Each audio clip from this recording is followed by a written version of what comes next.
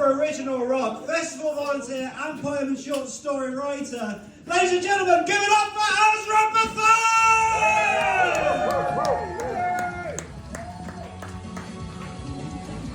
How are you? I'm very well, thank you. How are you? I'm really well. Thank you for being with us, and thank you for coming to every single one of these events so far. It's meant so much. Tell us about your work with Original Rock. It's going to be, it's going to be 8 years in July. It was in response to a Twitter DM that I had from Kieran, who owns the site. And I got this message at about midnight one night, and I was waiting for my son to come home from work. And you know, they say don't answer your DMs. Well, I did. And then I showed my son and I said, I don't know what to do with this. What do I do? And he said, well, talk to him in the morning. He's probably drunk or something, you know. And then so the next day I emailed him, and I started writing, and that was it. Never looked back. And you're approaching 500 articles I've now. done over 500 articles. So you was originally sceptical of this, weren't you? Well, was it just the invite, the offer that you was sceptical of? I think so, and I think also because I like music anyway, and I've always loved music, and going into something completely not knowing what to expect and what people wanted me to do, sort of thing. And you don't like to call yourself a journalist, do you? No, I'm not a journalist. I'm not educated. You're a music so lover. Yeah. Being a journalist has nothing to do with education. What makes a good review? For me, personally, I look at obviously the artist, the band, who they are, where they come from. I always try and do a lot of background work on them, but then that's down to the artist to keep the websites and that updated, because there's nothing more embarrassing for me to write something than find that the drummer's left or something. And I also like to look at lyrics. I love lyrics. One of my favourite from recent ones was Carcass's Torn Arteries artwork. Love that. Careful not to use overused terms as well. Yeah, there's a lot of words I just feel standing. I mean, does anybody in this room say circle back because you can leave now? You know? We might circle back to that later. No, go. But your reviews are actually also quite tangential, aren't they? You can start reviewing, go to somewhere else, and then come back to the review. Yeah, yeah, because there's a connection, isn't there, to books and films and you know, anything historical references, things like that. Like a lot of the Cradle of Filth stuff is historical, which I love. Is that what you're looking for when you ask for lyrics from bands? I usually ask for lyrics because I can't understand what they're singing, especially death metal bands. A day of death metal, and I couldn't read any of the bands on the poster, so it was like, how am I going to promote that? Yeah, well, that's what happened at Death Over TikTok, because I couldn't. Well, I just went for it and I didn't know who was playing until I got there. But it was a great festival. It was brilliant. What makes you want to work with a band? I'm very lucky because, like, I don't get paid. I can kind of pick and choose my gigs. We're both the luckiest people. We are the luckiest people, yeah. And so, but that means I'm not under any pressure. So if there's a band that, you know, that are touring and that, but if there's somebody else that I would prefer to see, I can just go and do that. And then and with Kieran, I'm really lucky with him because I can just write whatever I want, really. So I do a lot of creative pieces as well. And then, like I said, like Andrew said, I look at the historical references. Like the recent one I did was one of Dan Carter's bands, who was on last time for Suffer. And their new single is called, sorry. And it's got the word pendulum in it, so that instantly took me to Edgar Allan Poe. I do feel that I would like to do more, but there's just not enough hours in the day, and I work as well, so, you know, and then sometimes I'm doing 2 or 3 events a night, depending on where I am. I mean, even tomorrow night, I'm probably at 2 events tomorrow. I'm just waiting for set times. So I'll be up Bristol Road and then at the Flapper, probably, if I can get to it. You use press passes quite sparingly as well, don't you? Because it's grassroots a lot of the time, and if it's like £7-8 a ticket, it's not nice to ask for a press pass. Going back to Death Over Digbeth, that was like £10 a ticket for about 10 bands. It's a bit silly of me to ask for a press pass, really, isn't it? And that was when you got your blind ticket. Oh God. There's a story behind this, we'll get it out. Phil, who was the promoter for Death Over Digbeth, he put it up on, it came online, and I thought, and there was nothing had been said about which bands are playing. All they said was, it was like going to be 9 or 10 bands at Dead Wax, and they gave the date, and nothing, and so you're going to book it, just book it. So I booked it, and then the day of the festival came, and I packed all my stuff and everything, and I was in the back of the Uber, and I was looking for my ticket, and it came up, blind ticket, and I thought, oh my God, I've booked a disability. I said, what the hell am I going to do? They're going to get there, see me, and think, what the hell is she doing, booking a blind ticket? And I was so scared, I was in the Uber panicking. And I got there, and Phil was at the top of the stairs, and I was getting up the stairs. I thought, he's going to kill me. I said, Phil, I think I've got the wrong ticket. Am I allowed in? And he goes, what did you do? I said, it says blind. Because it just means that you booked it without knowing what you were booking, basically.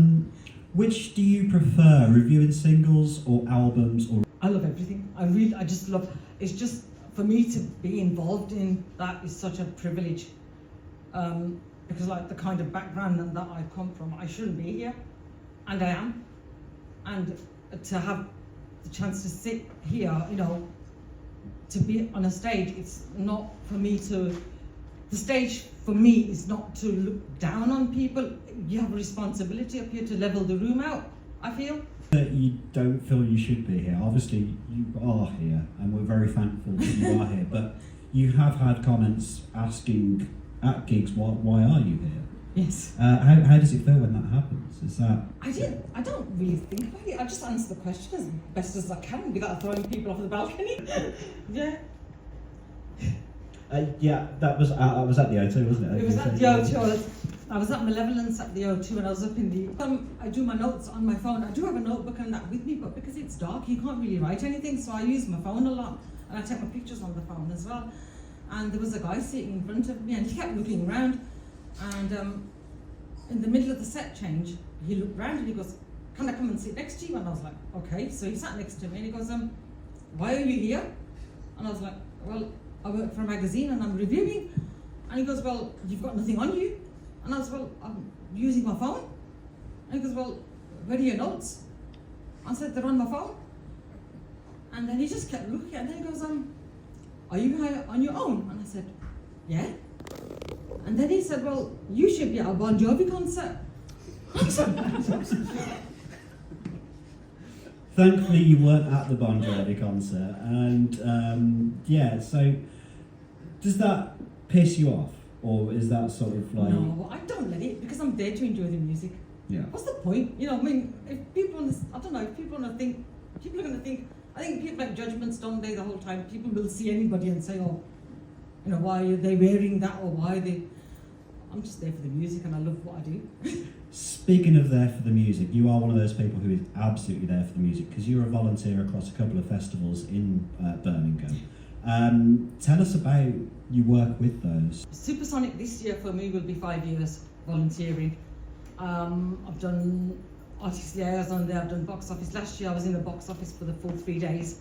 I've done merch, but not at the festival. I've done merch for the singular shows that they have. I love every aspect of it. I just throw myself in, and it's just brilliant. And I mean, Supersonic is one of those festivals. At the moment, you know, sadly because of the way it is and the way this area that we're living in, Digbeth, is being gentrified, it's just under threat, like a lot of things, you know. I mean, so this year they're holding the festival early, just across the 2 days and just the one venue. So then hopefully the team can sort of decide what to do. So yeah, I've done everything. I've done artist liaison, I've done the box office, I did the T-bar, which was a lot of fun. I didn't think I was really scared. So let's go through some of the roles that you do. Tell us about what's a day volunteering as an artist liaison look like. We deal with when the artists actually arrive. We're backstage, so we take in all the instruments, we give them the accreditation, make sure they've got the wristbands, make sure they know where they're going. I've minded their cars for them, so they send me across the road to look after their vans, make sure no one pinches anything. I mean, I don't know who's going to be scared of me. I mean, for God's sake. Anyway, the one year they sent me over the road to look after someone's van and they forgot about me. So I was there for about 45 minutes, and then I was looking across and thinking, why is nobody calling me back? And then I went back and my boss was like, oh, sorry, I forgot where you were. And then, like I said, we help the artists with their equipment, looking for literally anything that they need, helping them around the site, talking to them about the area of where they are and where they can. And his wife and kids were there, so they didn't have anywhere to go. So I brought them down over to Custard Factory and showing them around there. So that was something I did. Then one of the days, I had to find a dustbin. So I was going over the site looking for a festival dustbin. Then I found one, and then I actually emptied it. Never again. Yeah, in my notes there's just a bit that says don't go near festival dustbins. Yeah. So there you go. Like this event is all about advice for people with festivals. Don't go near the dustbins. So tell us, what does a pack down look like? Oh, pack down is, like I said, I just love everything. I just throw myself into it. It's just brilliant. So the pack down is just go around the whole festival site and make sure the Supersonic team have got all their equipment back, whatever they've brought to the venue. So it could be anything like, equipment that they've used to serve food. Then you have to do the inventory as well, because the drinks people come and they collect all the leftover drinks, whatever's not been used. So you have to count all the beer cans and everything. Then move that around and get everything into one area so we can see what's left and what's been, what we can't find, things like that. Then we go into the dressing rooms, pick up all the towels and everything and bring all that in, because that's all got to be washed, all things like that. And counting beer cans. Oh, counting beer cans. Oh my God. Everything has to be accounted for. Yeah, it has to be. Speaking of merch as well, what was it like working on merch? I did enjoy it, but I enjoy kind of the talking to people aspect. The money aspect scares me because of all the technology Transactions. and that. Yeah, I mean it's awful, especially when that thing doesn't work. That little thing they have, and when it doesn't work, and you're thinking, well, what am I supposed to do? But luckily, I've not been left on my own. As I said, I haven't done the merch for Supersonic Festival. I've done it at the singular events, and I did enjoy it. But I just wish I had the confidence to use the technology a bit better. Different roles, and it just says that you love it by all of them. So next one's the box office, and you said you love that one. So yeah. What's box office all about then?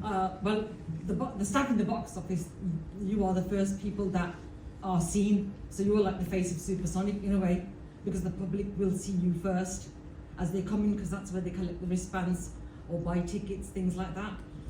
So last year I was in the box office for all 3 days, but because there was quite a few staff there, I didn't do as much of the wristbanding that I normally do.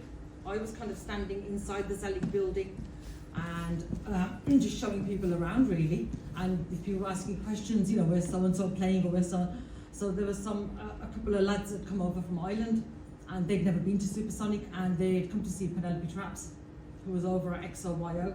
So they didn't know where that was, so I just walked them up, things like that.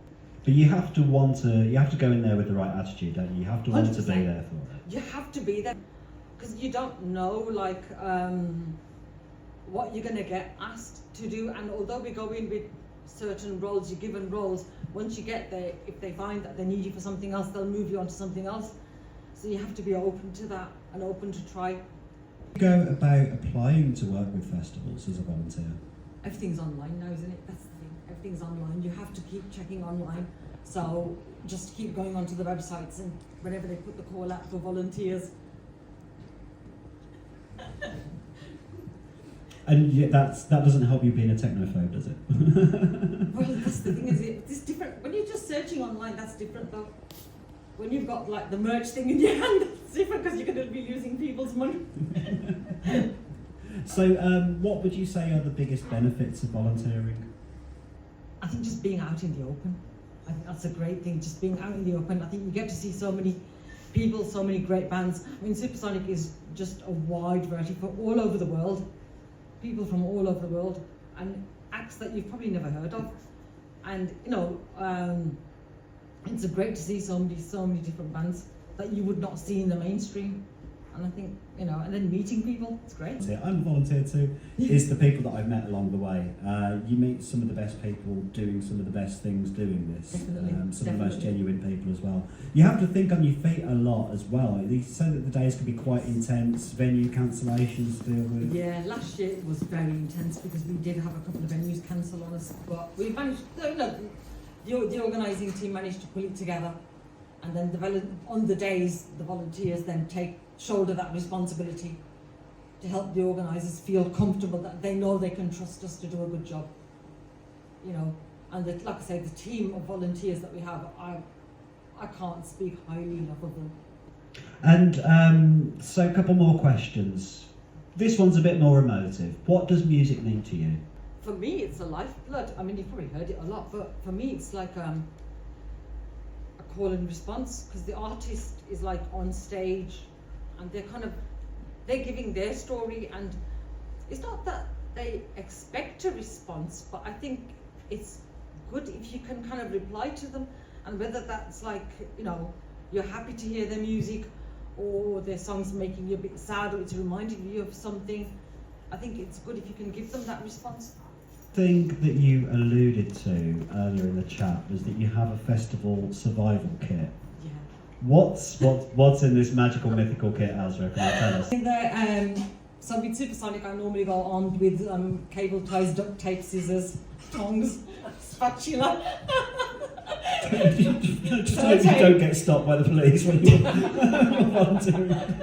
I only got stopped by the police once, and that was at a Supersonic. I was trying to get into the Rainbow, and there was a Birmingham City match on, and I couldn't get in, and the police just blocked all the doors, and I was supposed to be reviewing that night, and the police just said, "You can't bring your gaffer tape in here."